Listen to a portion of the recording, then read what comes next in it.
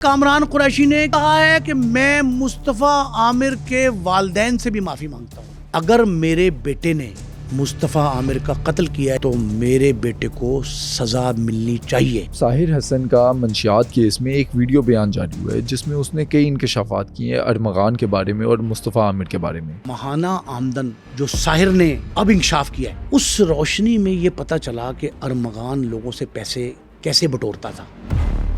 ملزم یہ کہتا ہے کہ میرا تعلق تھا مصطفیٰ عامر سے جو مجھ سے منشیات خریدتا تھا اور بعض اوقات ادھار بھی لے جاتا تھا. جب اس کو یہ پتہ لگا کہ جناب ارمغان ہمارا ہی ساتھی ہے، ارب پتی ہو گیا ہے، تو اس نے کہا کہ وہ کہتا ہے کہ ارمغان نے گرفتاری سے قبل مجھ سے 1,33,000 روپے کی جسٹ 14 گرام خریدی. اب وہ کہتا ہے کہ میری بیگم سے ارمغان نے بدتمیزی کی. ساحر کا جو اعترافی بیان تفتیشی افسران کے روبرو ہے اس میں اقرار ہے نا اس بات کا کہ میری بیوی باخبر تھی تو شریک جرم تو بن گئی. کیا مصطفیٰ عامر قتل کیس کے اندر کامران قریشی کا ٹرائل ہوتا آپ دیکھ رہے ہیں؟ مصطفیٰ عامر کے قتل سے پہلے کامران قریشی اپنے بیٹے ارمغان کو اسلحے کا استعمال سکھا رہے ہیں. پولیس نے موبائل، ان کا لیپ ٹاپ پنجاب کی فورینزک لیب میں بھجوائی. اچھا، کہتے ہیں کہ اسلحہ منگوا کر بھی کامران قریشی نے دیا تھا پشاور سے. کامران اصغر قریشی ولد اصغر قریشی، ان کے گھر سے ہم نے ایک 9mm کا پسٹل، 2 میگزین، 10 گولیاں ہم نے وہ برآمد کی. ساحر حسن کا منشیات کا کیس ہو یا ارمغان کا اسکیمنگ کا کیس یا پھر کامران قریشی کی گرفتاری، مصطفیٰ عامر قتل کیس کسی بھی صورت میں دبنا نہیں چاہیے. ریسنٹلی ساحر حسن کا جو ویڈیو بیان جاری کیا گیا اس کے اندر اس نے ارمغان کے بارے میں کیا کیا نئے انکشافات کیے، یہ سب حقائق جانیے آج کے اس پوڈ کاسٹ میں. میں بہت محنت اور تحقیق کے بعد آپ کے لیے یہ پوڈ کاسٹ کو لے کر آتا ہوں. اگر آپ سمجھتے ہیں کہ میں نے آپ کو ویلیویبل کنٹینٹ دیا ہے تو اس پوڈ کاسٹ کو سپورٹ کریں اور ابھی سنو ڈیجیٹل کو سبسکرائب کریں. نعیم صاحب، ساحر حسن کا منشیات کیس میں ایک ویڈیو بیان جاری ہوا ہے جس میں اس نے کئی انکشافات کیے ہیں ارمغان کے بارے میں اور مصطفیٰ عامر کے بارے میں. اس کے علاوہ کامران قریشی کی گرفتاری ہو گئی ہے. مصطفیٰ عامر کیس میں آج کے دن تک ہمارے پاس کون کون سے نئے حقائق آئے ہیں؟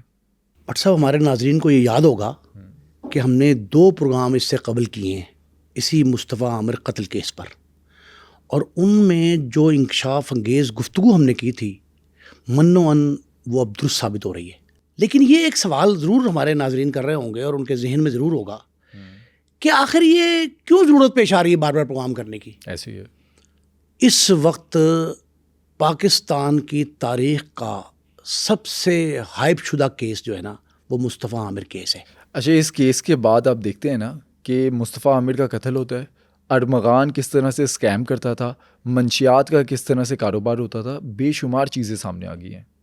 بٹ صاحب، اس مصطفیٰ عامر نے اپنی جان کا نذرانہ پیش کر کے نا 5-6 بین الاقوامی سطح کے جو معاملات ہیں ان کو بے نقاب کیا ہے، ان سے پردہ اٹھایا ہے. مثلاً سب سے پہلی بات، مصطفیٰ عامر کے قتل کیس سے جن چیزوں نے جنم لیا ان کی کوکھ سے، ہم نے ایک جملہ کہا تھا پچھلے پروگرام میں اگر یاد ہوگا، کہ اس قتل کیس کی کوکھ سے جن چیزوں نے جنم لیا ان میں سب سے پہلا کال سینٹر کا مکروہ دھندا ہے. 40 سے زائد بچے بچیاں وہ اس میں انوالو تھے. کال سینٹر بند ہو گیا، لیکن کال سینٹر سے جو تجربہ حاصل کیا ارمغان نے، اس سے اس نے ایک انٹرنیشنل اسکیم، دھوکے بازی، فراڈ کا ایک عالمی مظاہرہ وہ ایسے کیا کہ لوگوں سے انویسٹمنٹ لی، لوگوں کی پینشن، تنخواہیں، ان کے اثاثے، جو جمع پونجی تھی اس کو اپنے پاس شامل کیا. اور ماہانہ آمدن جو ساحر نے اب انکشاف کیا ہے اس روشنی میں یہ پتہ چلا کہ ارمغان لوگوں سے پیسے کیسے بٹورتا تھا. چوتھا مرحلہ بڑا اہم تھا کہ منشیات کی عالمی خرید و فروخت، امریکہ سے کراچی، اسلام آباد، لاہور، دبئی، بہت بڑا دھندا جو ہے وہ ان ارتھ ہونے والا ہے. یہ ہمارا جملہ تھا. وہی ہوا کہ ایک ہفتے کے دوران جو ہمیں ضرورت، ہم اگر ناظرین پوچھیں یا ان کے ذہن میں خیال ہوگا کیوں ضرورت پیش آتی ہے آپ کو پروگرام کی، اس لیے پیش آتی ہے کہ ہم نسلوں کو تباہی سے بچانا چاہ رہے ہیں. ایک نعرہ وجیہ عامر، یہ مقتول جو تھا نومر مصطفیٰ عامر، اس کی والدہ وجیہ عامر نے ایک سلوگن دیا تھا، جسٹس فار مصطفیٰ عامر. ہم اس سلوگن کے تحت آگے بڑھ رہے ہیں کہ قتل جو ہے اس کے راز افشا ہو سکیں، پس پردہ حقائق کیا ہیں، اور دوسرا اس قتل سے کیا کیا انکشافات ہوئے۔ اچھا، ایک اور چیز ہے کہ جو چیزیں سامنے آ رہی ہیں، جیسے کہ ارمغان کے بارے میں پتہ چل رہا ہے، ساحر حسن کے انکشافات ہیں، کامران قریشی جو حرکتیں کر رہا ہے، اس کے بعد دیکھتے ہیں اکثر بات بھی کر رہے ہیں لوگ کہ مصطفیٰ عامر کا قتل کیس دب رہا ہے۔ پر صاحب یہ ہم نے جملہ کہا تھا پچھلے پروگرام میں کہ یہ مصطفیٰ عامر قتل کیس پر منشیات کی سمگلنگ، کال سینٹرز کے دھندے اور بین الاقوامی جو ڈرگ پیڈلنگ ہے اس کی دبیز طے چھا جائے گی، اور وہی ہو رہا ہے۔ لیکن میں بڑا خوش ہوا جب 2 پولیس افسران نے، ایک ڈی آئی جی اور ایک ایس ایس پی جو انویسٹیگیشنز کے ہیڈ ہیں، جوائنٹ انویسٹیگیشن ٹیم جو ہے، ہم نے یہ بھی انکشاف کیا تھا، آپ کو یاد ہوگا کہ پولیس جب ناکام ہوتی دکھائی دے رہی تھی تو انٹیلیجنس بیورو IB صوبائی ادارہ ہے، ایجنسی ہے سندھ حکومت کے ماتحت، اس نے اس کیس کو سہارا دیا تھا اور جو ملزم گرفتار نہیں ہو رہے تھے ان کا نیٹ ورک بریک کیا تھا۔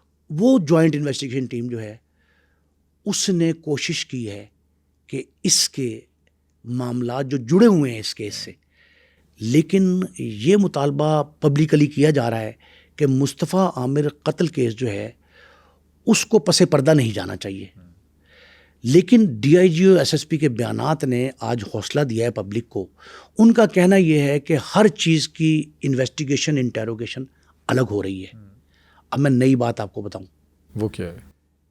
اس 302 پہلے 365 کا مقدمہ تھا اغوا کا، وہ 302 میں تبدیل ہوا، 2 سمجھ لیں FIR ہیں، 2 مزید FIRs درج کی گئیں۔ وہ کون سی ہیں؟ ایک منشیات ایکٹ کے تحت، آرمز اینڈ ایمونیشن ایکٹ کے تحت کامران قریشی پہ۔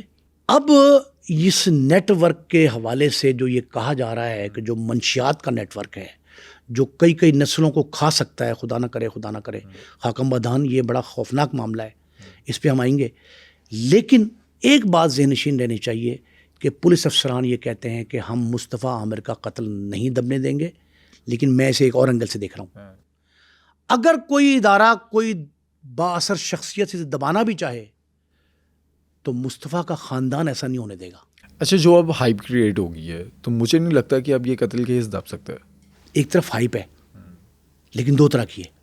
مصطفیٰ عامر کا قتل کیس اس کے والدین اٹھا رہے ہیں، دوسرا اب یہ تقریباً 1.5 ماہ بعد، فروری سے لے کے مارچ کا اینڈ، 1.5 ماہ بعد یہ بات کہہ رہا ہے منشیات کی سمگلنگ انسداد کی ایک بڑی ایجنسی، اس کا ایک افسر، اس سے میری گفتگو ہوئی، وہ یہ کہتے ہیں کہ غالباً یہ پاکستان کی تاریخ کا سب سے بڑا منشیات سمگلنگ کیس بن سکتا ہے۔ ایسی ہے، یہ کہا جا رہا ہے۔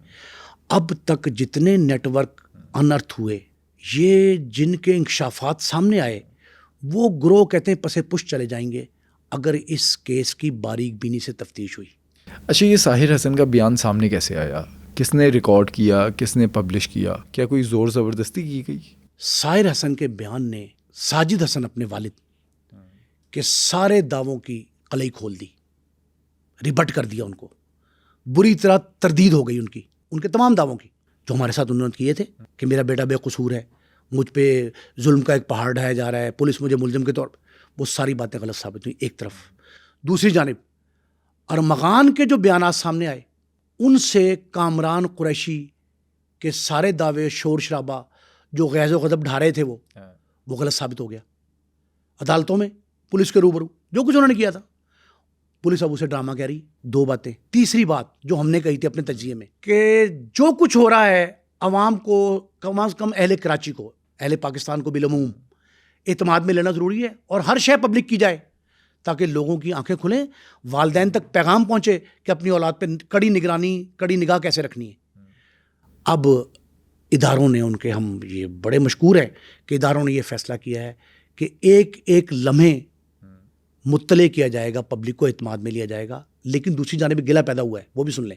وہ شکوہ یہ ہے کہ عدالت میں جو ریسنٹ پیشی تھی 3، ان تینوں پیشیوں میں میڈیا کو دور رکھا گیا عدالت میں۔ اچھا، اس کی وجہ کیا ہے؟ اس کی وجہ یہ تھی کہ یہ بیان دیا کامران قریشی نے گرفتاری سے پہلے، ارمغان کے والد نے، اور ساجد حسن نے، دونوں نے عدالت میں کہا کہ ہمارے ساتھ زیادتی ہو رہی ہے، میڈیا ٹرائل ہو رہا ہے ہمارا. تو عدالت نے احتیاط کے طور پہ محتاط ہونے کی خاطر یہ کہا جی کہ میڈیا کو دور رکھیں. وہ کمرہ عدالت میں میڈیا پہلے بیٹھتا تھا، اب نہیں بیٹھتا. اب وہ اس کا نقصان ہو رہا ہے بہت سخت.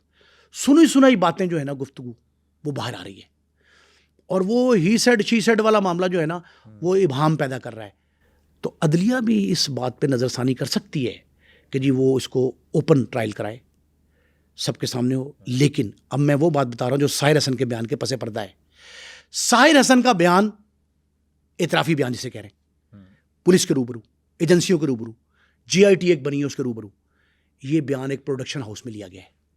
اچھا، یہ جیل سے نہیں ہے؟ یہ پروڈکشن ہاؤس میں لے جایا گیا ہے. پروڈکشن ہاؤس سے کیا گیا بیان، لیکن بیان لینے والے افسر پاکستان کے ایک نامور تفتیشی افسر ہیں. ان کا نام میں دانستہ نہیں لے رہا کہ ان کا نام صیغہ راز میں رہنا چاہیے. وہ تفتیش کے وہ ماہر ہیں جو 4 زبانیں جانتے ہیں، اردو انگریزی سمیت. آپ نے بیان کی ابتدا میں دیکھا کہ ساحر جو ہے وہ انگلش بول رہا ہے، تو انہوں نے انٹرپٹ کیا، کیا کہا؟ اردو میں بات کریں. اردو میں بات کریں. لیکن پوری ویڈیو میں کہیں تفتیشی کی شکل دکھائی دی آپ کو؟ نہیں دکھائی دی نا. لیکن تفتیش کا اینگل سمجھ گئے آپ.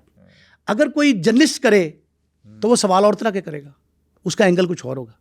لیکن اس بیان کو مکمل بیان کہا جا سکتا ہے. مکمل بیان، اعترافی بیان کس کے روبرو؟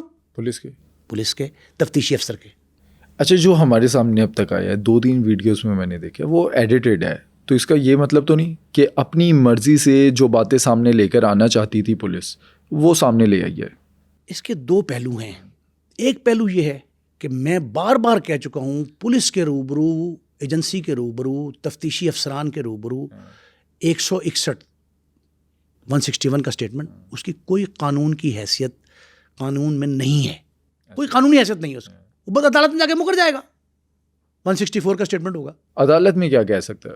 وہ کہے گا جناب مجھ پہ پریشر تھا، پولیس والے ڈنڈا لے کے کھڑے تھے، قتل کا خدشہ تھا، جان جا سکتی تھی، مجھ سے جبرن بیان لیا گیا. اچھا، آپ نے پورا انٹرویو دیکھا ہے، بڑے غور سے دیکھا ہے، آپ کو لگتا ہے کہ کوئی ایسی باڈی لینگویج کہ پریشر تھا، جبرن بیان لیا گیا ہے؟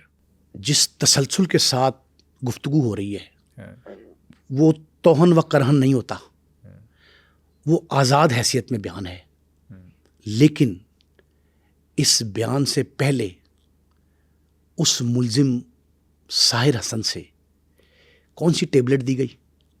اب یہ انکشاف انگیز بات ہے. اسے کس چیئر پہ بٹھایا گیا؟ اس کے سامنے کون سی ویڈیو چل رہی ہے؟ اس سے پہلے اسے کیا سمجھایا گیا؟ بیان دینے سے پہلے اس کی برین واشنگ کیسے ہوئی؟ کن مراحل میں لیا گیا اس سے بیان؟ یہ تو بات سامنے نہیں آئی. لیکن بیان سننے کے بعد میں تفتیشی نقطۂ نگاہ سے یہ بات کہہ سکتا ہوں کہ کنکارڈڈ نہیں ہے. کیا وکیل نے بات کی ہوگی ساحر سے؟ ساحر نے کہا ہوگا کہ میں نے بیان دینا ہے، وکیل نے اسے سمجھایا ہوگا کہ یہ باتیں کہنی ہے، یہ باتیں نہیں کہنی ہے بھی. بٹ صاحب، وکالت کے مسائل بھی بہت زیادہ ہیں as far as Sahir and Armaghan are concern. دونوں کیسے؟ ارمغان کے 3 وکیل تبدیل ہوئے، 3. ساحر کا دوسرا وکیل بھی آ گیا. وکیل ضرور سمجھاتے ہیں بیان دینے سے قبل، لیکن تفتیشی افسران وکیلوں سے عدالت کے حکم کے بغیر، ہدایت کے بغیر ملاقات نہیں کرواتے ملزم کی.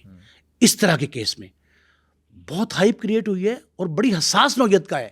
صرف ہائپ کو نہ لیں، آپ اس کی شدت، سنگینی، حساسیت کو بھی دیکھیں.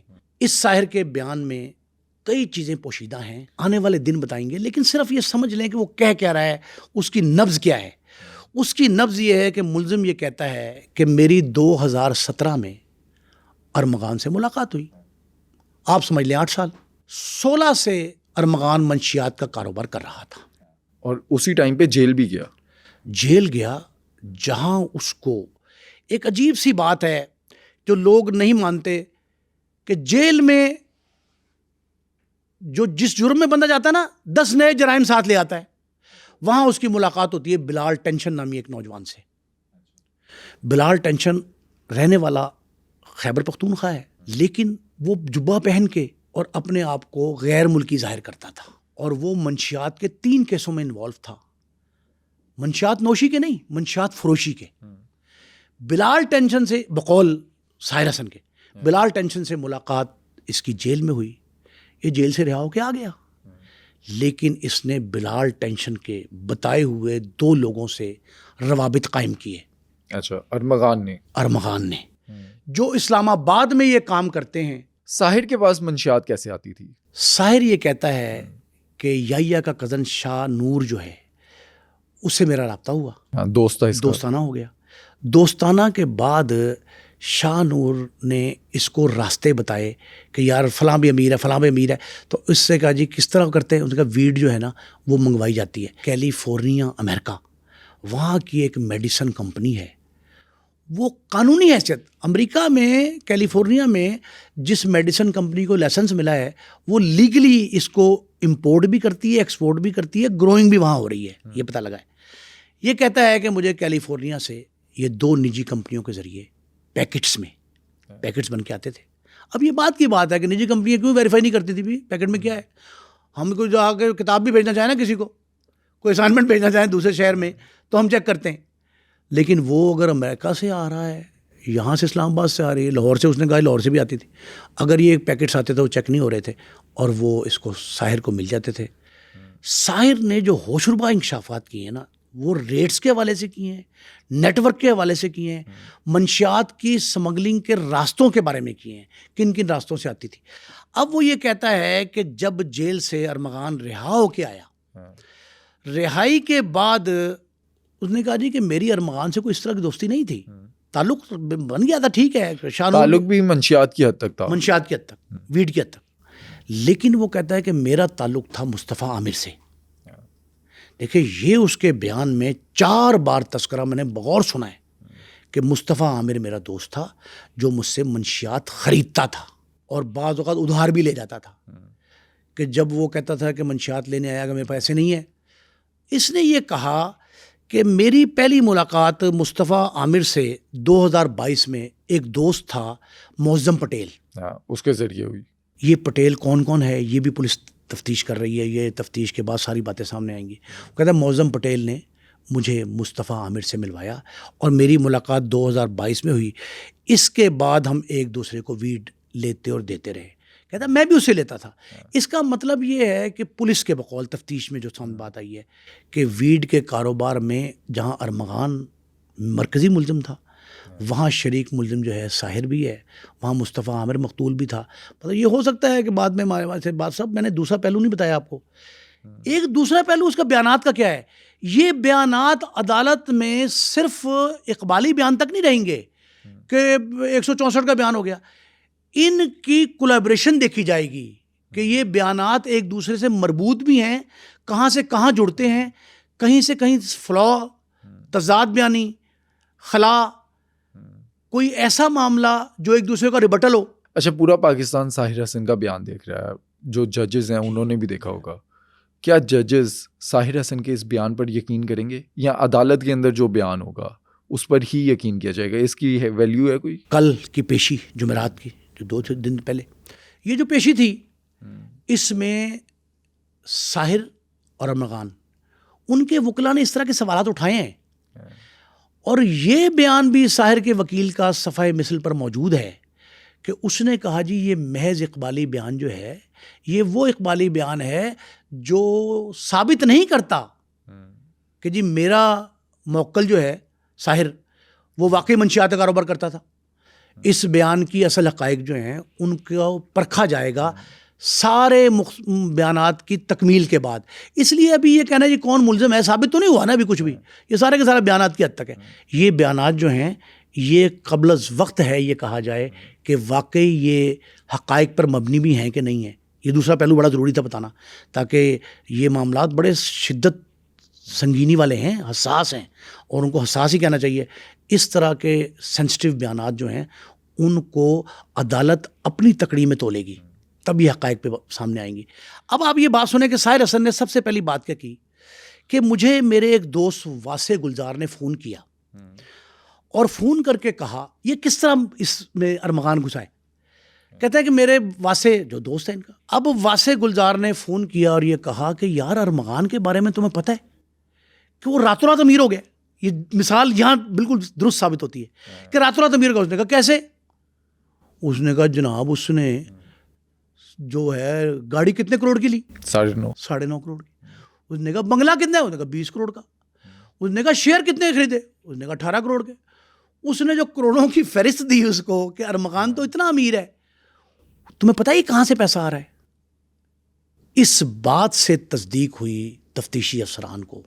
ساحر کا یہ بیان کا حصہ یہ جو ہے بڑا خوفناک ہے کہ جی جب اس کو یہ پتہ لگا کہ جناب ارمغان ہمارا ہی ساتھی ہے, ارب پتی ہو گیا ہے, تو اس نے کہا کہ تب تفتیشیوں کا ماتھا ٹھنکا کہ یار واقعی کوئی نہ کوئی بات ایسی ہے کہ یہ اتنے بڑے پیمانے پہ ٹرانزیکشن ہو رہی ہے.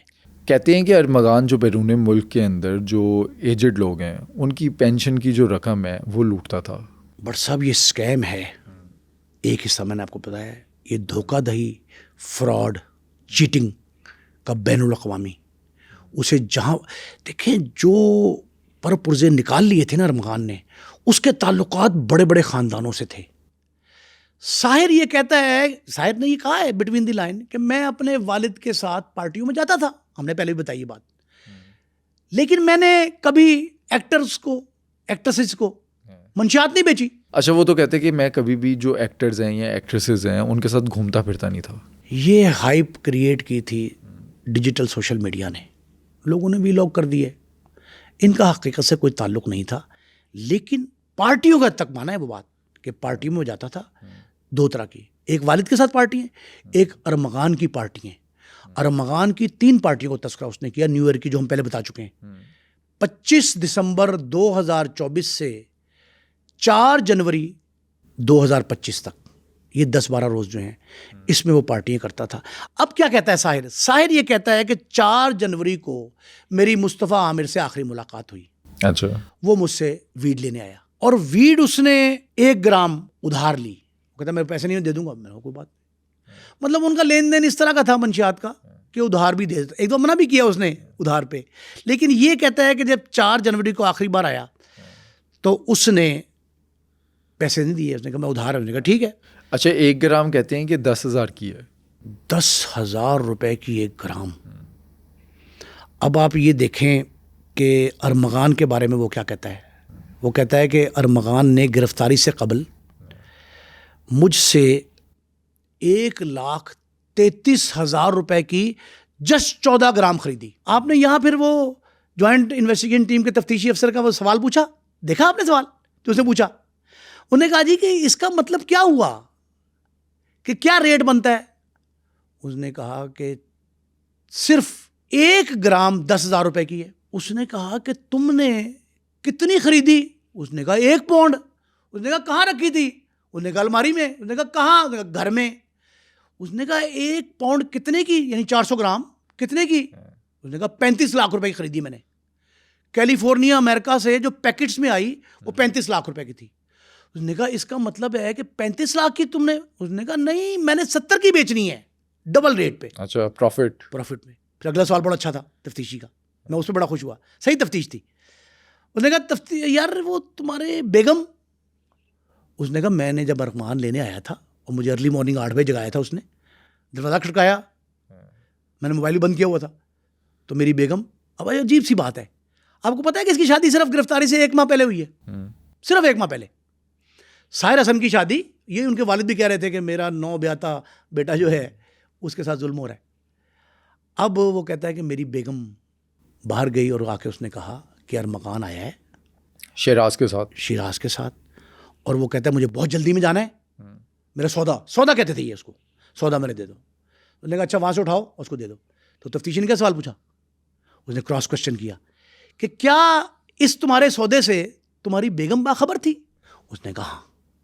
اچھا. اس نے کہا تم نے کہا, اگلا سوال, تم کہاں رکھتے ہو؟ اس نے کہا الماری میں. اس نے کہا یہ الماری تمہارے گھر میں, تم مشترکہ گھر میں رہتے ہو, اسی گھر میں جہاں اداکار ساجد حسن رہتے ہیں؟ اس نے کہا ہاں جی میں اسی گھر میں رہتا ہوں, میرا الگ کمرہ ہے, گھر وہی ہے, بنگلہ ہے. انہوں نے کہا بنگلہ جو ہے یہ کس کے نام پہ کیا ہے؟ یہ ساری تفتیش بھی ہوئی. اب وہ کہتا ہے کہ میری بیگم سے ساحر, اب عجیب سی بات ہے, ارمغان نے بدتمیزی کی کہ اتنی دیر لگا رہی ہو, کیوں نہیں دیتی, کیا ہے, اسے اٹھاؤ, اسے کو جا. لیکن اس نے کہتے سودا دیا. اور یہ کتنے پیسے لیے بٹ صاحب؟ کتنے اندازہ کیا ہوگا آپ کا؟ یہ کہتا ہے کہ 1 پاؤنڈ یعنی 400 گرام 35 لاکھ کی. اور کتنی 70 لاکھ کی بیچنی ہے. اب یہ اس نے 1,33,000 روپے کی 14 گرام اس کو دے دی, بدتمیزی بھی سہ لی. اب وہ کہتا ہے کہ میں ویڈ بیچتا ہوں, میری بیوی کو پتا تھا, میں نے اپنی گھر کی الماری میں 400 گرام رکھی تھی, وہ ساری کی ساری برآمد ہو گئی. کہتے ہیں میں نے گھر میں یہ کوشش کی کہ میں ویڈ کا پودا لگا لوں. اچھا, شادی کے بعد, یعنی بیگم اس کی شریک کار ہو گئی, شریک جرم ہو گئی, اور بیگم نے اس نے مل کے راتوں رات امیر ہونے کا خواب بھی دیکھا اور یہ کہا کہ ویڈ کا پودا اپنے گھر میں لگا لیں. اچھا, یہ کہنا کیا زیادتی نہ ہوگی کہ اگر ہم کہیں جو ساحر کی بیگم ہے وہ بھی اس کے ساتھ شریک مجرم ہے؟ جس طرح سے آپ نے پہلے کہا تھا کہ اگر ارمغان نے اپنے والد کامران قریشی کو پلان بتایا کہ اس نے کس طرح سے مصطفیٰ عامر کا قتل کیا اور انہوں نے بتایا کہ کیسے فرار ہونا ہے, تو کیا اس طرح سے جو ساحر کی بیوی ہے وہ ساتھ ملوث پائی جائے گی؟ ساحر کا جو اعترافی بیان تفتیشی افسران کے روبرو ہے اس میں اقرار ہے نا اس بات کا کہ میری بیوی باخبر تھی, جا کے سودا دے کے آئی تھی, یہ سودا کہہ رہا ہے, یہ وہ پکڑا کے آئی تھی باہر شیراز کو اور ارمغان کو, تو شریک جرم تو بن گئی. اب تفتیشی افسر یہ کہتا ہے کہ میں نے ارمغان کے بیان کی روشنی میں شریک جرم گردانا ہے کامران قریشی کو, اسی طرح ساحر حسن کے بیان کی روشنی میں اس کی اہلیہ نوبیاتہ دلہن جو ہے وہ بھی شریک جرم بن گئی. ہاں, لیکن یہ پولیس کی مرضی ہے کہ اس کو شامل تفتیش کرنا یا نہیں. اگر جہاں جہاں تانا بانا ملتا ہے ان کو شریک جرم نہ کیا گیا, شامل نہ کیا گیا, نیٹ ورک انرتھ نہ کیا گیا, سزا سے بچ نکلے ملزم کوئی ایک بھی جو ہے, تو قوم بھی معاف کرے گی, خدا بھی معاف نہیں کرے گا. دیکھیں بہت سارے معاملات اس میں بہت شدت والے ہیں. اب آپ یہ دیکھیں کہ ساحر حسن کا یہ کہنا کہ میں پودا لگانا چاہتا تھا, ویڈ کا پودا گھر میں لگانا چاہتا تھا, لیکن نہیں لگا سکا, کامیاب نہیں ہوا. اس نے اپنے دوستوں سے کیلیفورنیا امریکہ میں جہاں تعلقات تو بن گئے تھے ان کے, وہاں رابطہ بھی کیا, پودے کے بیج بھی منگائے, سارا کچھ کیا, نہیں لگا سکا. لیکن بٹ صاحب ایک دوسری خبر کا دوسرا حصہ جو گرفتاری کا ہے, یہ جو ارمغان کے والد کامران قریشی کو گرفتار کیا گیا. آپ نے کامران قریشی کے پہلے ساری حرکات و سکنات دیکھی ہیں نا, دیکھیے عدالت میں, وکلا کے ساتھ, میڈیا پہ, ڈیجیٹل سوشل میڈیا پہ, مین سٹریم میڈیا پہ. اب ایک نئی بات, جب ان کو پولیس نے گرفتار کیا گھر سے, پولیس کا دعویٰ یہ ہے کہ ہم ان کے گھر سے ارمغان کے بیان کی روشنی میں اسلحہ اور منشیات برآمد کرنا چاہتے تھے. میں نے پوچھا تفتیشی سے کہ کیا کامران قریشی بھی منشیات نوش ہیں, منشیات فروش ہیں؟ انہوں نے کہا جی ہماری اطلاع یہی تھی, اسی اطلاع پہ ہم نے ریڈ کیا ان کے گھر میں. جو گھر میں ریڈ کیا تو ان کے والد صاحب ارمغان کے کامران قریشی نے فائرنگ کی پولیس پہ, اور ہم نے پولیس مقابلے کا کار سرکار مداخلت کا مقدمہ ان کے خلاف درج کیا. ایک دوسرا مقدمہ ہم نے درج کیا منشیات فروشی کا, امتناع منشیات ایکٹ کے تحت. اب بٹ صاحب ایک بڑی عجیب سی بات ہے, کامران قریشی نے اب گرفتاری کے بعد بھی پولیس کو چکرا کے رکھ دیا. اچھا, کیا کہتا ہے وہ کہتے ہیں کہ ایک تو تضاد بیانی سے بھرپور ہے سارے معاملات, ان کا بیان کوئی یکسو نہیں ہے. اچھا, میڈیا سے معافی مانگ لی ہے. انہوں نے کہا جی کہ میں تین معافی ہوں. ابھی اس پہ یقین نہیں ہے, پولیس کہتی ہے وہ مکر بھی سکتے ہیں اس بات سے. کامران قریشی نے 3 طرح کی معافی مانگی ہے. نمبر 1, انہوں نے کہا جی کہ میں نے میڈیا پہ جا کے جوش و جذبات میں جو کچھ کہا, اگر ان کی دل آزاری ہوئی ہے میڈیا والوں کی تو میں ان سے معذرت خواہ ہوں, پہلی معافی. دوسرا اس نے کہا جی کہ میں نے وکلا کو, عدالت کو فرط جذبات میں اگر کوئی بلا بھلا کہہ دیا ہے تو مجھے معاف کر دیا جائے. 2. تیسرا انہوں نے ایک عجیب سی بات کی, بڑا بڑی اہم ہے. انہوں نے کہا ہے کامران قریشی نے کہ میں مصطفیٰ عامر کے والدین سے بھی معافی مانگتا ہوں, ایسے غمزدہ خاندان سے معذرت خواہ ہوں, اس لیے کہ اگر میرے بیٹے نے مصطفیٰ عامر کا قتل کیا ہے جس طرح وہ میڈیا پر اعتراف جرم کر رہا ہے, اقبالی بیان دے رہا ہے, تو میرے بیٹے کو سزا ملنی چاہیے. ایسی ہے, وہ مستوجب سزا ہے, یہ جملہ ہے ان کا, اگر اس نے مصطفیٰ عامر کو قتل کیا, یہ ناجائز بے گناہ جس طرح مارا گیا, تو میں عامر, شجاعت, وجیہ عامر, ان سے معذرت چاہتا ہوں. یہ 3 معذرت خواہانہ رویے جو ان کے ہیں, اس کا مطلب یہ ہے کہ اس کو اب ہوش آیا ہے کامران قریشی صاحب کو کہ معاملہ کیا ہے. وہ شدت کو, پہلے تو وہ کہہ رہے تھے دعویٰ کر رہے تھے سب جھوٹ ہے, اب ان کو یقین ہونا شروع ہوا ہے. ایک دوسرے پہلو میں انہیں 2 وکیل تبدیل کر دیے. اور ریاض صاحب پھر وہ رضا صاحب آ گئے, ایک اور ڈال دیا. یہ وکیل اس کے ساتھ کیا کام ہوا کہ ان کے بیٹے ارمغان نے نئے وکیل کے وکالت نامے پہ دستخط کرنے سے انکار کر دی. اس نے والد پہلے کہتا تھا کہ میرے ساتھ ظلم ہو رہا ہے, میرے بچے کو بے گناہ پھنسایا گیا. ہر سطح پہ, ہر فورم پہ انہوں نے چیخو پکار کی, چکرا کے رکھ دیا لوگوں کو. لیکن اب ان کا بیٹا یہ کہہ رہا ہے, پہلے اس نے کہا کہ میرے والد نے مجھے فرار کا راستہ دیا, میں نے کہا میں نے مصطفیٰ عامر قتل کر دیا ہے, تو اس نے کہا اس طرح کرو, ایسے کرو, ایسے کرو. اب ایک نئی بات آپ کو بتا رہا ہوں, ٹھیک ہے, اس نے تردید کر دی, والد سے لا تعلق اظہار کر دی. پولیس نے 2 چیزیں, اسلحہ اور موبائل, اور تیسرا ان کا لیپ ٹاپ, وہ پنجاب کی بڑی انکشاف انگیز بات ابھی تک سامنے نہیں آئی, پنجاب کی فورینزک لیب میں بھجوائی ہیں. اچھا, آڈٹ کے لیے سندھ سے اس کا فورینزک آڈٹ ہونا ہے, اس کے اندر جو کچھ ہے وہ سارا باہر آنا ہے. کچھ ابتدائی معلومات سامنے آ گئی ہیں تفتیشی افسر کے بقول. ان میں کیا ہے, مصطفیٰ عامر کے قتل سے پہلے کامران قریشی اپنے بیٹے ارمغان کو اسلحے کا استعمال سکھا رہے ہیں. موبائل میں ڈیٹا ہے, 3 باتیں سنیے گا. موبائل کے مطابق, ڈیٹا کے مطابق وہ اسلحہ کا استعمال سکھا رہے ہیں. اچھا, کہتے ہیں کہ اسلحہ منگوا کر بھی کامران قریشی نے دیا تھا پشاور سے. اب پہلے میں نے آپ سے کہا سندھ, پنجاب, وفاقی دارالحکومت اسلام آباد, اب خیبر پختونخوا پھر انوالو ہوا. اب آپ یہ دیکھیں, پشاور, لنڈی کوتل, 4 سدہ, تخت بائی, یہ وہ علاقے جو ان سے متصل ہیں, جو بعد میں سیٹلڈ ایریا بنے, انضمام شدہ ڈسٹرکٹس. خیبر کا ڈسٹرکٹ ہے اس میں. یہ جو ڈسٹرکٹس ہیں, ان ڈسٹرکٹس سے اسلحہ کامران قریشی منگواتے تھے پولیس کے بقول.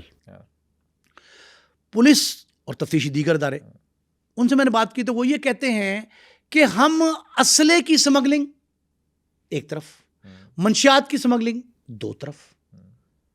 اب منشیات کتنے قسم کی ہے پتہ آپ کو؟ کتنے؟ چرس, افیون, کوکین, آئس, اور 5ویں ویڈ. مصطفیٰ عامر کے قتل نے کیا کیا انکشاف کیے ہیں.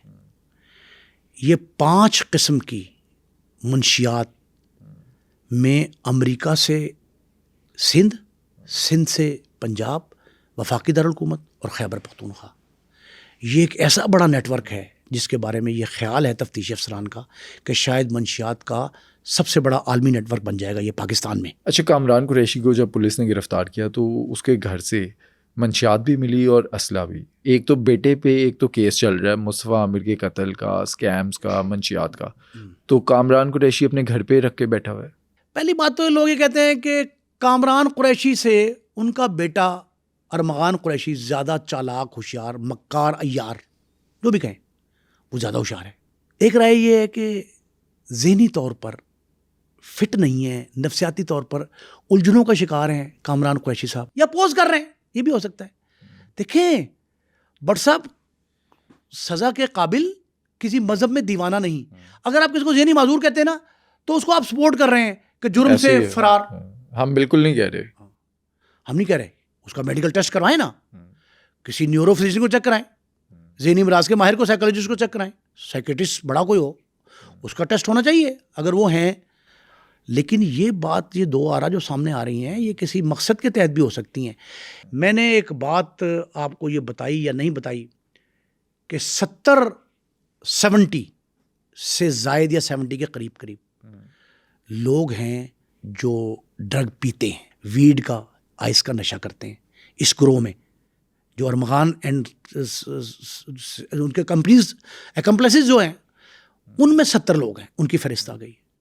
اور 12 سے 15 لوگ وہ ہیں جو منشیات فروشی کے اس نیٹ ورک میں شامل ہیں. کیا مصطفیٰ عامر قتل کیس کے اندر کامران قریشی کا ٹرائل ہوتا آپ دیکھ رہے ہیں؟ مستقبل کیا لگتا ہے اس کیس کا؟ بٹ صاحب اس کیس نے, مصطفیٰ عامر قتل کیس نے کئی دروا کر دیے ہیں, اتنے دروازے کھل گئے کہ ان کو سمیٹنا ذرا مشکل ہوگا. لیکن جو تفتیشی افسران لگائے گئے ہیں, GIT بنی ہے, جوائنٹ انویسٹیگیشن ٹیم, وہ بڑی زبردست ہے. آپ یہ دیکھ لیں کہ ساحر حسن کا جو بیان جس انداز سے ریکارڈ کیا گیا, ویسے تو عدالت میں اس طرح کا ویڈیو ایڈمیزیبل نہیں ہوتا ایڈمیزیبل نہیں ہوتا. یہ عدالتی اختیار ہے کہ وہ تسلیم کر لے یا نہ کرے, انکار بھی کر سکتی. ہم نہیں مانتے, دوبارہ سے کروائیں, ہمارے روبرو کروائیں, یا کھڑے ہو کے بیان دے ملزم, آن اوتھ دے. دیکھیں تفتیشی افسر جو ہے نا وہ حلفیہ بیان نہیں لیتا, کوئی نہ قرآن کی قسم دلواتا ہے نہ حلف لیتا ہے, ہاتھ بھی نہیں رکھواتا. اب ساحر حسن کے بیان کی روشنی میں منشیات کی سمگلنگ, ساحر حسن کا مصطفیٰ عامر کے قتل کیس سے کوئی تعلق نہیں ہے. ایسی ہے, تفتیشی بھی یہ کہہ رہے ہیں, وہ خود بھی کہہ رہا ہے بیان. اچھا لیکن کامران قریشی کا کیا تعلق ہے؟ کامران قریشی کا تعلق دو طریقے سے جوڑا گیا. وہ کہتے ہیں کہ ہم نے یہ جو 7th اسٹریٹ تھی جہاں ریڈ کیا اس کے گھر پہ, یہ بنگلہ نمبر 35 ہے, خیابان مومن فیز 5 گزری کا. یہاں سے ہم نے Kamran Asghar Qureshi, F I R کی مندرجات بتا رہا ہوں, کامران اصغر قریشی ولد اصغر قریشی, ان کے گھر سے ہم نے ایک 9mm کا پسٹل, 2 میگزین, 10 گولیاں, ایف آئی آر کا مندرجہ, اس کے مطابق ہم نے وہ برآمد کی. اب یہ مقدمہ ہے کنٹرول آف نارکوٹکس ایکٹ. وہ کیا ہے ایکٹ؟ وہ ایکٹ میں جو دفعات لگائی گئی ہیں وہ ساری کی ساری ناقابل ضمانت ہیں. بٹ صاحب یہ ایکٹ, نارکوٹکس کا ایکٹ جو ہے, یہ منشیات نوشی میں بھی آتا ہے, منشیات فروشی میں بھی آتا ہے. اچھا جو اسلحہ ملا ہے اس کا بھی لائسنس نہیں ہے اس کے پاس؟ بٹ صاحب دو باتیں, ایک تو بلا لائسنس پیش نہیں کر سکا نا وہ پولیس کو, اس نے مانگا نہیں کہا نہیں ہے. دوسرا ممنوعہ بور, ممنوعہ بور کا لائسنس ہو بھی تو carrying of weapon, show of weapon permit چاہیے. اس کی سزا کچھ اور ہے, غیر ممنوعہ بور کی اور ہے. یہ ممنوعہ بور تھا 9mm. پسٹل نکلا, منشیات نکلی, زندہ گولیاں, لائیو کارتوس وہ نکلے, پھر میگزین 2. یہ ساری کی ساری پولیس نے فرینزک کے لیے, جو فرینزک کے 2 ایکسپرٹ ہوتے ہیں, ایک میڈیکل کا اور ایک بیلسٹک کا, یہ اسلحہ جو نکلا ہے یہ بیلسٹکس کو بھیجا, اور جو منشیات نکلی وہ میڈیکل کو. اب یہ بھی ایک عجیب سی بات ہے, وہ بھی پنجاب کی فرینزک لیب نے دینی ہے. اچھا جو نمونے بھیجوائے جا رہے ہیں وہ سندھ سے پنجاب آئیں گے, پنجاب سے رپورٹ جائے گی. اور یہ بھی بڑی اہم بات ہوگی کہ اس رپورٹ کے مندرجات کیا آتے ہیں. اگر یہ نیٹ ورک بریک ہو چکا ہے اور سارے لوگوں کا, میں نے کہا 70 وہ اور 12 سے 15 یہ, 12 سے 15 وہ لوگ جو بیچتے رہے, بکواتے رہے, جو خریدار تھے وہ 70 کے قریب ہیں. میرا اندازہ یہ ہے کہ یہ ساری کی ساری تعداد منشیات نوشوں کی, منشیات فروشوں کی, یہ 100 سے تجاوز کر جائے گی. آج کے دن جب ہم یہ ویڈیو ریکارڈ کر رہے ہیں, یہ نیوز ہمارے سامنے سے گزری ہے کہ ارمغان نے جج کے سامنے یہ اظہار کیا ہے کہ وہ اپنا بیان دینا چاہتے ہیں, اعترافی بیان. اگر وہ اعترافی بیان دے دیتا ہے, وہ کہہ دیتے کہ مصطفیٰ عامر کا میں نے قتل کیا ہے, کیا ہوگا؟ ثابت ہو جائے گا اس سے؟ بٹ صاحب اگر وہ اقرار جرم کی بجائے انکار جرم بھی کر دے تب بھی واقعاتی شہادتیں کافی ہیں 302 کے ٹرائل کے لیے.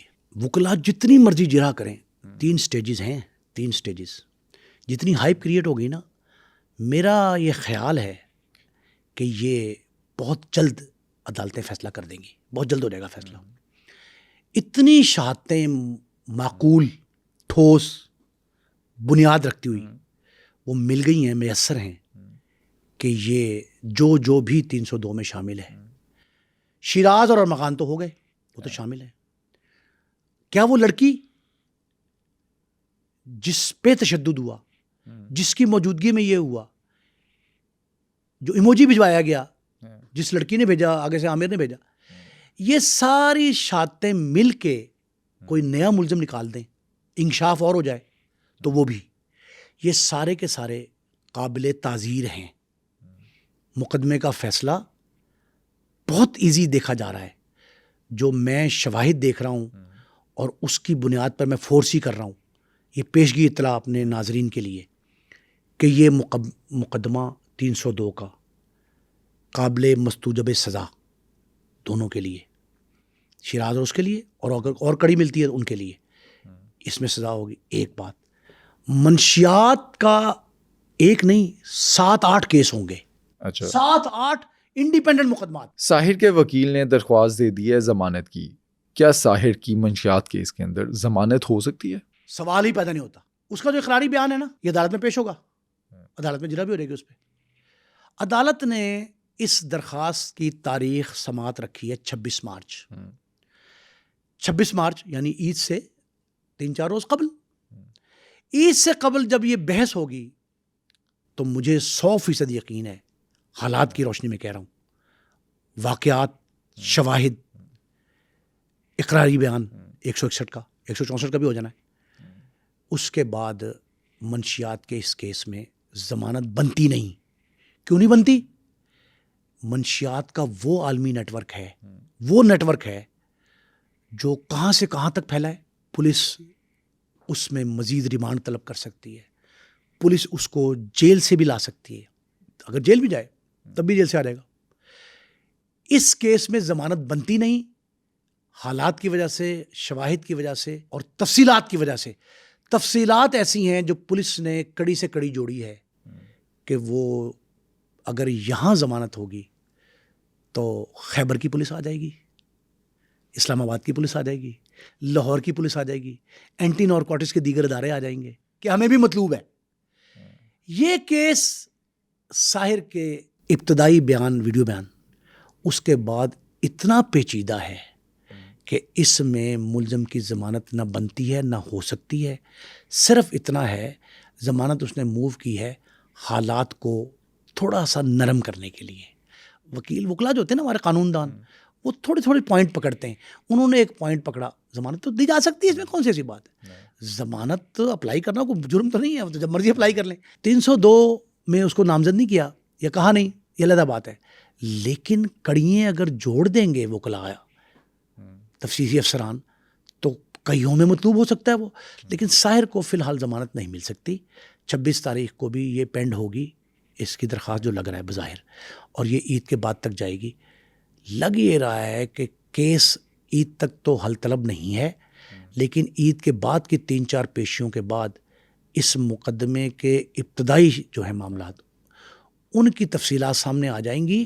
لیکن دیکھنے کے بعد بڑا صاحب پتہ کیا ہے, ہمیں سبق لینا چاہیے مصطفیٰ عامر کے قتل کیس سے. اچھا, کیا سبق ملتا ہے اس کیس سے؟ سبق کیا ہے؟ والدین کی اپنی اولاد پہ نگرانی کتنی ہے. بھئی مجھے یہ دیکھنا چاہیے کہ نئی مصطفیٰ کے گھر میں اس کا بیٹا بیٹی لاکھوں روپے لا رہے ہیں, تو اسے پوچھوں کہ بھئی کیا سورس آف انکم ہے, یہ کہاں سے آئے. آ رہا ہے جب وہ کمرہ بند کر کے بایو میٹرک کے تحت کھلوا رہا ہو میرا بیٹا بیٹی, تو میں اس سے پوچھوں کہ بیٹے اس میں تو نے کون سا خفیہ خزانہ جمع کر رکھا ہے.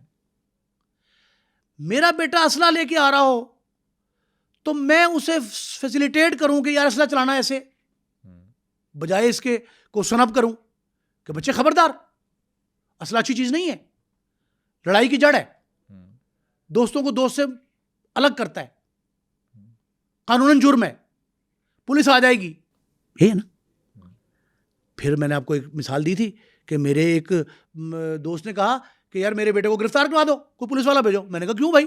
اس نے کہا وہ منشیات پیتا ہے اور کوئی حل نہیں رہا میرے پاس.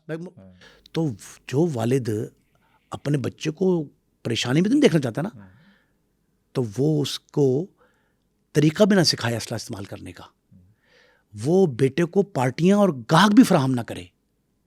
یہ پہلا سبق والدین کو یہ چاہیے کہ اپنی اولاد پہ کڑی نگاہ رکھیں, انہیں سونے کا نوالا کھلائیں لیکن سور کی آنکھ سے دیکھیں.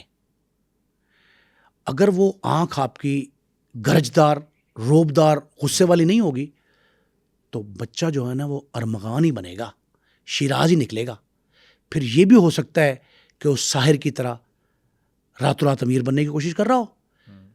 آپ کو یاد ہے ساجد حسن کے انٹرویو میں نے کیا کہا تھا کہ ساجد حسن صاحب کہتے ہیں کہ پولیس مجھ پہ قیامت ڈھا رہی ہے, اور جو ساحر حسن نے اپنا اقبالی بیان دیا وہ کتنی نسلوں پہ قیامت ڈھا رہا ہے. ایسے ہے. تو یہ سارے پہلی والدین کی. دوسرا, مجھے بڑا دکھ ہے اپنے اداروں پہ, کیوں آج تک پتہ نہیں چلا کسی کو کہ یہ اتنا بڑا نیٹ ورک ہے جو امریکہ سے اور پاکستان کے مختلف شہروں تک پھیلا ہوا ہے. اچھا, اگر مصطفیٰ عامر کا قتل نہ ہوتا تو یہ تو سامنے ہی نہ آتا, ہم کبھی بات ہی نہ کرتے اس پہ, سب کچھ چھپ چکا تھا. 2 باتیں اداروں کی ذمہ داری ہے کہ آنکھ کان کھلا رکھیں, تیسرا وہ 2 نجی کوریئر کمپنیز جو پیکٹس بھیجتی تھیں، اور وہی میں تو 2 دفعہ کتاب کسی کو بھیجنے گیا پارسل، تو 40 مرتبہ انہوں نے صفحے کھول کے دیکھے کہ کوئی مواد ایسا تو نہیں ہے جو مسلک اور مذہب کے خلاف ہو. میں نے کہا بھائی اس میں کیا، یہ تو کتاب میری ہے. تو انہوں نے کہا آپ لکھ نہیں سکتے کہ اس طرح کا. تو وہ تو میرے باب اور عنوانات چیک کرتے ہیں، منشیات کو چیک نہیں کرتے. ایک دوسرا اداروں کو کیا چاہیے کہ چیک کیا جائے کہ پیکٹ کا، پارسل کا جو کیرنگ ریٹ ہے وہ عام ریٹ سے زیادہ تو نہیں ہے. اچھا، اس کے علاوہ یہ بھی دیکھنا چاہیے اداروں کو کہ اگر کوئی اچانک سے امیر ہو رہا ہے تو وجہ پتہ کریں کہ کیا وجہ ہے، کہاں سے پیسہ آ رہا ہے. بٹ صاحب یہ ہمارا معاشرتی المیہ ہے. گھر کے اندر کیا کچھ ہو رہا تھا ارمغان کا، کرائے کا گھر لیا تھا اس کے والد، ڈی ایچ اے میں. آپ کو پتا ہے ٹیننسی آرڈر جو نکلا ہے، پولیس نے کامران قریشی کی گرفتاری سے پہلے اس کا کرایہ نامہ دیکھا ہے. یہ بڑی اہم بات ہے. کرایہ نامہ کامران قریشی کے نام پہ ہی ہے. لیکن افسوس اس بات کا ہے کہ لیفٹ رائٹ کے ہمسائے، پیچھے رہنے والے، اس محلے کے مکین، وہ سارے بے خبر تھے کہ گھر کے اندر آج بایو میٹرک جو ہے وہ کمرہ بھی موجود ہے، اسلحہ بھی آتا ہے، گاڑیاں آئے روز کہاں سے تبدیل ہوتی ہیں، پیکٹس کوریئر والا جو ہے وہ دوسرے دن لے کے آتا ہے. ہمارے گھر میں کئی دفعہ نوک کیا لوگوں تو 7-8 فلیٹ ہیں اکٹھے ساتھ ایک لائن میں. نوک کیا کوریئر نے کہ سر فلیٹ نمبر 3 ہے. میں نے کہا نہیں بھائی 3 اگلا ہے. کیا لے کے آئے ہو؟ انہوں نے کہا جی یہ ایک بک ہے. بھائی کوریئر اگر کسی کا غلط دروازہ بھی کھٹکاتا ہے تو اس کو یہ سوچنا چاہیے کہ یار یہ میرے ہمسائے کے گھر میں 4-5 ہر روز پیکٹ آتے ہیں، کاہے کے ہیں، کس چیز کے. یہ دھیان کرنا. اس سے بھی بڑھ کے، سب سے بڑھ کے، بٹ صاحب کراچی ایک پورا ملک ہے جو 2 دہائیوں تک ہر طرح کے جرم سے گزرا. منشیات نوشی و فروشی سے لے کے بوری بند لاشوں تک یہ کیا کچھ نہیں ہوا. میں تو اب یہ بھی مطالبہ کرنے لگا ہوں، میرا خیال ہے کہ اداروں سے یہ مطالبہ کرنا چاہیے کہ گرینڈ آپریشن کیا جائے، منشیات نوشی کا بھی، منشیات فروشی کا بھی. عدالتیں بھی خصوصی طور پہ بنائی جائیں. سندھ حکومت کو چاہیے کہ اس کیس کے لیے اسپیشل کورٹ جو ہے وہ کریٹ کرے ایک آرڈر کے تحت. وزیر اعلیٰ چاہیں تو جب چاہیں فورم کریٹ کر سکتے ہیں. اچھا، ویسے وزیر اعلیٰ کا تو کافی فوکس ہے اس کیس پہ. بٹ صاحب صرف وزیر اعلیٰ کا نہیں، یہ پرائم منسٹر کا بھی ہونا چاہیے. پریزیڈنٹ کا تعلق سندھ سے ہے. صدر آصف علی زرداری جتنے بڑے نامور سیاستدان ہیں، پوری دنیا میں ان کی شہرت ہے، وہ بھی چاہیں تو اس کو ٹیسٹ کیس بنانے کا آرڈر جاری کر سکتے ہیں. بلاول بھٹو زرداری، ان کے فرزند ارجمن جو ہیں، ان کا خاندان، یہ سارے لوگ جو سندھ میں بیٹھے ہیں نا، ان کے زیادہ فرائض میں شامل ہے یہ بات کہ اس کیس کو ٹیسٹ کیس بنا کے ہر سطح پہ چیک کریں. لیکن ہم جو گفتگو کر رہے تھے ذمہ داری کس کس کی ہے. اب تفتیشی افسران پہلے بہت ڈھیلے تھے.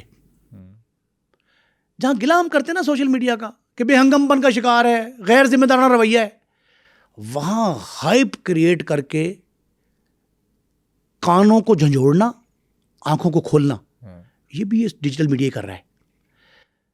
اور آپ نے پہلا سوال یہ کیا تھا کہ بھئی ہم کیوں ضرورت پیش آ رہی ہے. بھئی ہم اسی لیے کر رہے ہیں، اس لیے بنا ہے یہ شور و شین کی کہ اب یہ قتل مکر نہ جائے مصطفیٰ عامر کا. منشیات فروشی، منشیات نوشی کے دھندے جو ہیں اس کو چھپا نہ پائیں، خفیہ نہ رکھیں. اب یہ جس طرح ہر ادارے کی ذمہ داری ہے، وہاں جو قانون نافذ کرنے والے ادارے ہیں ان کی زیادہ ذمہ داری ہے. وہ ہوش کے ناخن لیں. اگر دیکھیں، اگر ہم کراچی کو امن کا گہوارہ بنا رہے ہیں، لا اینڈ آرڈر بہتر کر رہے ہیں، تو جو رگوں میں یہ زہر گھولا جا رہا ہے اس کو قابو کیوں نہیں کرتے؟ اس کے لیے کچھ سبیل ہونی چاہیے. اسمبلی میں ڈیبیٹ کریں، نئی قانون سازی کریں، جو قانون میں فلاز ہیں نئی قانون سازی کریں. ایک دوسرا میری اطلاع یہ ہے، اس کیس سے جڑے تمام معاملات میں دولت کا بہت استعمال ہو رہا ہے. یہ میری اطلاع بڑی پکی کنفرم ہے. یہ دولت کا جو استعمال ہو رہا ہے اس کی تحقیق بھی ہونی چاہیے. دیکھیں، ایک روش چل نکلی کہ آپ ناجائز ذرائع سے اربوں روپے کما لیں اور جب قابو آ جائیں تو کروڑوں خرچ کر کے جان چھڑوا لیں. تو یہ جان چھڑوانے کا عمل جو ہے یہ دولت کے بل بوتے پر نہیں ہونا چاہیے. جن لوگوں کو رقوم تقسیم کی جا رہی ہیں، جہاں تک پہنچائی جا رہی ہیں وہ ایک ایک لقمہ حرام کا ہے، منشیات کی کمائی ہے. لوگوں کو جبرن چیٹ کیا گیا. آپ نے جملہ استعمال کیا پینشن، وہ بیچارے 25-30 سال کی سروس کے بعد جو 2-4 لاکھ روپے ان کو آئے، آپ نے ان سے لوٹ لیے. لوٹ کے مقدمات دھوکہ دہی کے بھی درج ہونے چاہیے. 420، 406، 506 جتنے دفعات کے تحت چیٹنگ ہے لا آف لینڈ کے تحت پاکستان میں، وہ بھی مقدمات درج ہونے بھی چاہیے. یہ سارے پہلوؤں کو یکجا کر کے ایک ایسا نیٹ ورک جو ہے اس کو بریک کرنے کے لیے، جو بہت بڑا نیٹ ورک تھا، اس کو بریک کرنے کے لیے ایک ایسا گرینڈ آپریشن کیا جائے. ہر بندہ جو اس میں ذمہ دار ہے. اچھا ایک بات اگر ہماری اداروں نے مان لی ہے، ہماری ریکویسٹ جو تھی کہ پبلک کیا جائے، تو یہ بیان ساحر کا پبلک ہوا ہے. اسی طرح اس مقدمے کے ہر ایشو پہ ایک ماہ میں کم از کم ایک بار بریفنگ ضرور ہونی چاہیے.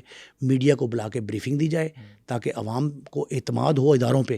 دیکھیں یہ ایک بڑا ظلم ہے کہ ہمارے لوگ، ہم میں سے بیشتر لوگ، وہ اداروں پہ اعتماد نہیں کرتے. ریزن یہی ہوتی ہے کہ ہماری کارکردگی بہتر نہیں ہوتی.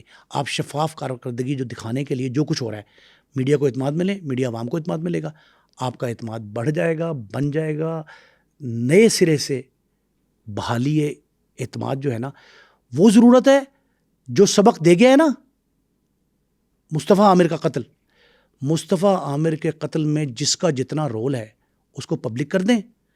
لوگ بعض اوقات اپنی شرمندگی سے گھبرا رہے ہوتے ہیں، خوف کھا رہے ہوتے ہیں کہ ہم پہ یہ جو الزام لگ رہا ہے یہ درست ثابت ہوگا، ہم کہیں رہیں گے نہیں. تو اس لیے ہر شخص کا نام لے کے ادارے جو ہیں یہ نہ کریں، قبل از وقت نہ کریں، لیکن جب عدالتیں فیصلہ دے دیں، جرم ثابت ہو جائے، بیانات کی تصدیق ہو جائے، انکشافات، حقائق جو سامنے بیانات کی شکل میں آ رہے ہیں وہ حقیقت پر پرکھ لیے جائیں، تب کوئی نہ کوئی سسٹم ایسا ایوالو کیا جائے تاکہ عوام تک ایک ایک درست حقائق پر مبنی خبر پہنچے.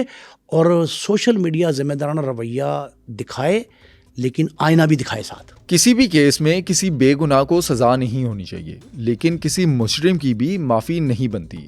مصطفیٰ عامر قتل کیس میں مصطفیٰ عامر کو جلد از جلد انصاف دلوانے کے لیے کامنٹ سیکشن میں لکھیں جسٹس فار مصطفیٰ عامر.